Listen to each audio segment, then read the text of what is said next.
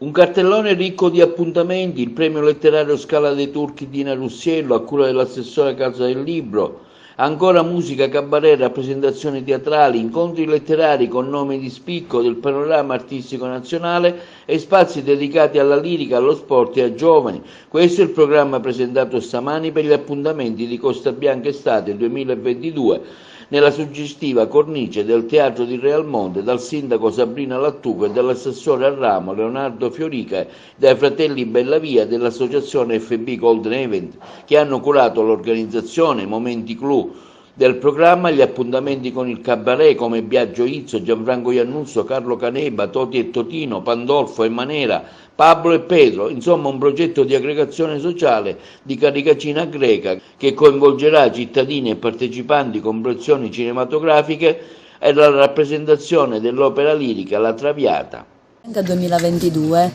io con l'assessore al ramo, l'assessore Fiorica, abbiamo pensato di valorizzare il territorio, il Realmonte, città della Scala dei Turchi, proponendo delle attività diverse che hanno lo scopo di promuovere un territorio attraverso la cultura,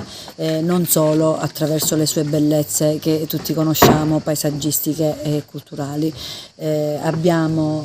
infatti la Scala dei Turchi, che è un SIC, un sito di interesse comunitario ed è un emblema della Sicilia nel mondo, e abbiamo completato, ecco, questo quadro, questa bellezza attraverso un manifesto, un cartellone che vedrà ospiti del teatro personaggi come Biagio Izzo, proposto dall'associazione FB Golden Events, che propone non solo questa attività ma tante altre. Abbiamo pensato alla piazza con Carricacina Greca, pensando appunto che la piazza sia un centro vitale, una vera e propria agora da valorizzare e promuovere. Abbiamo pensato alla cultura, ai testi, ai libri, e quindi abbiamo riproposto la rassegna letteraria Memoria e Patrimonio questa sera, il terzo appuntamento. Ci sarà anche un premio letterario Scala dei Turchi proposto da Pascal Schembri. Insomma, anche quest'anno Realmonte parte in direzione della bellezza, con tante attività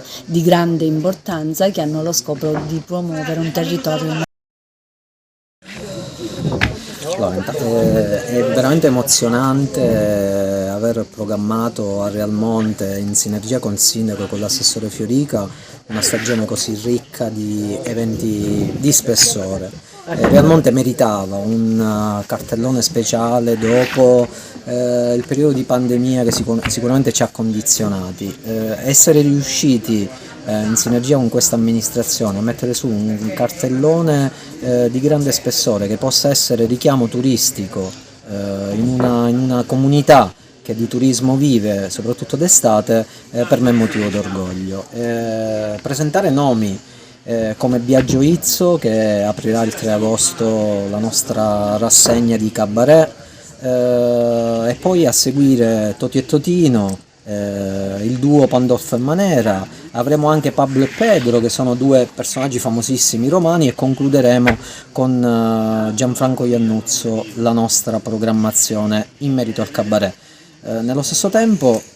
abbiamo programmato anche uno spettacolo finale il 31 d'agosto, ospiteremo la finale regionale di Miss Monna Lisa,